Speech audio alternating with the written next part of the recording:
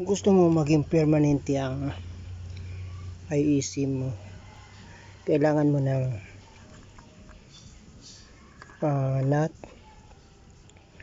1/8 mm, tapos yung spring ng ballpen mga 5 cm.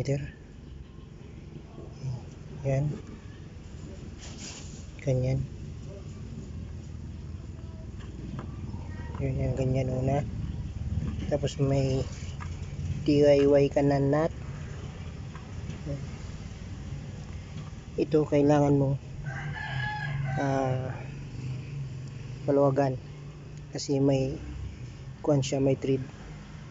So ang spring, yung stock, kailangan na bawasan mga kuwan ito centimeter, 15 cm. So anong yun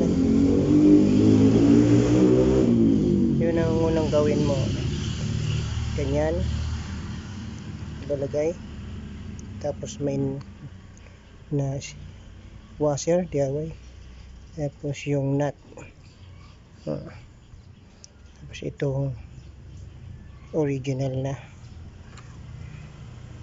yan, ipasok mo ganyan.